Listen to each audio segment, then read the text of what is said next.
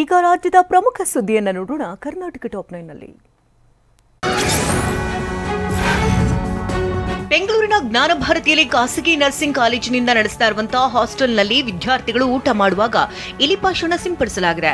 ಈ ಪರಿಣಾಮವಾಗಿ 20ಕ್ಕೂ ಹೆಚ್ಚು ವಿದ್ಯಾರ್ಥಿಗಳಲ್ಲಿ ವಾಂತಿ ಕಾಣಿಸಿಕೊಂಡಿದ್ದು ಸ್ಥಳೀಯ ಆಸ್ಪತ್ರೆಗೆ ದಾಖಲಿಸಲಾಗಿದೆ. ಹಾಸ್ಟೆಲ್ ಸಿಬ್ಬಂದಿ ಅಚಾತುರ್ಯದಿಂದ ಘಟನೆ ನಡೆದಿದೆ.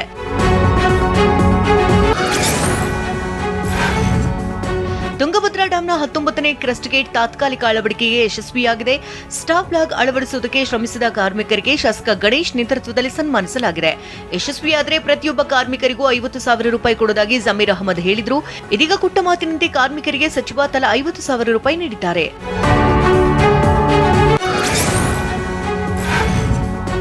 ಲಿಂಗಾಯತರು ಹಿಂದೂ ಧರ್ಮದ ಭಾಗ ಎಂಬ ಹೇಳಿಕೆಯನ್ನು ವಚನಾನಂದ ಸ್ವಾಮೀಜಿ ಸಮರ್ಥಿಸಿಕೊಂಡಿದ್ದಾರೆ. ಈ ಬಗ್ಗೆ ಪ್ರತಿಕ್ರಿಯಿಸಿರುವಂತಹ ಅವರು, ನಾವು ಮೊದಲು ಹಿಂದೂ, ನಂತರ ವೀರಶೈವ ಲಿಂಗಾಯತರು. ಜೈನ, ಬೌದ್ಧ, ಇಸ್ಲಾಂ, ಸಿಖ್, ಪಾರ್ಸಿ, ವೈಷ್ಣವ, ಲಿಂಗಾಯತ ಧರ್ಮವಿದೆ. ಎಲ್ಲಾ ಪರಂಪರೆಗಳಿಗೆ ಹಿಂದೂ ಧರ್ಮ ಅವಕಾಶ ಮಾಡಿಕೊಟ್ಟಿದೆ ಅಂತಂದ್ರು.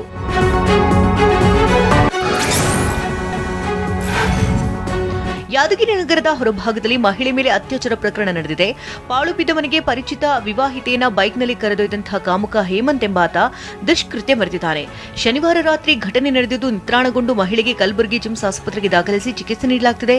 ಯಾದಗಿರಿ ಮಹಿಳಾ ಪೊಲೀಸ್ ಠಾಣೆಯಲ್ಲಿ ಪ್ರಕರಣ ದಾಖಲಾಗಿದ್ದು ಆರೋಪಿ ಹೇಮಂತ್ ಅನ್ನು ಅರೆಸ್ಟ್ ಮಾಡಿದ್ದಾರೆ.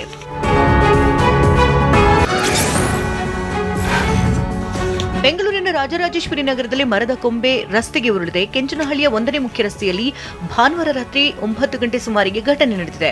ಕೂದಲೆಳೆ ಅಂತರದಲ್ಲಿ ಆಟೋ ಚಾಲಕ ದ್ವಿಚಕ್ರ ವಾಹನ ಸವಾರ ಪಾರಾಗಿದ್ದಾರೆ.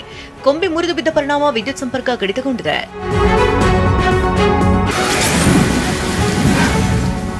ರಣರಕ್ಕಸಮಳೆಗೆ ದಾವಣಗೆರೆ ಜಿಲ್ಲೆಯ ಹೊನ್ನಾಳಿ ತಾಲೂಕಿನ ವಿವಿಧೆಡೆ ಹಲವು ಅವಾಂತರಗಳೇ ಸೃಷ್ಟಿಯಾಗಿದೆ. ವರುಣನ ಅಬ್ಬರಕ್ಕೆ ಮಾಸಡಿ ಸೇರಿದಂತೆ ಸುತ್ತಮುತ್ತಲಿನ ಗ್ರಾಮಗಳಲ್ಲಿನ ಬೆಳೆಗಳಿಗೆ ಹಾನಿ ಉಂಟಾಗಿದೆ. ಬೆಳೆ ಹಾನಿ ಪ್ರದೇಶಗಳಿಗೆ ಮಾಜಿ ಶಾಸಕ ರೇಣುಕಾಚಾರ್ಯ ಭೇಟಿ ನೀಡಿ ಪರಿಶೀಲನೆ ನಡೆಸಿದ್ದಾರೆ. ರೈತರಿಗೆ ಸೂಕ್ತ ಪರಿಹಾರ ನೀಡುವಂತೆ ಸರ್ಕಾರಕ್ಕೆ ಒತ್ತಾಯಿಸಿದ್ದಾರೆ.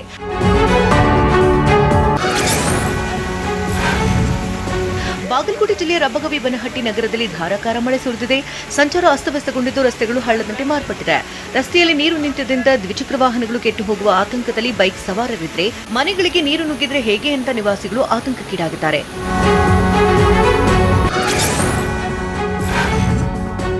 ಮಂತ್ರಾಲಯದಲ್ಲಿ ರಾಯರ 353ನೇ ಆರಾಧನೆಯ ಸಪ್ತರಾತ್ರೋತ್ಸವಕ್ಕೆ ಸುಬುಧೇಂದ್ರ ತೀರ್ಥರು ಚಾಲನೆ ನೀಡಿದ್ದಾರೆ. ಶ್ರೀಮಠದ ಮೇಲೆ ಧ್ವಜಾರೋಹಣ ಮಾಡಿ ಚಾಲನೆ ನೀಡಿದ್ರು. ಬಳಿಕ ಲಕ್ಷ್ಮೀ, ಗೋಮಾತೆ, ಧ್ಯಾನ, ಅಶ್ವ ಪೂಜೆಗಳನ್ನು ನೆರವೇರಿಸಿದ್ದಾರೆ. ಆರಾಧನಾ ಮಹೋತ್ಸವದ ಹಿನ್ನೆಲೆಯಲ್ಲಿ ವಿವಿಧ ವಿನ್ಯಾಸದಿಂದ ಶ್ರೀಮಠ ಅಲಂಕಾರಗೊಂಡಿದೆ.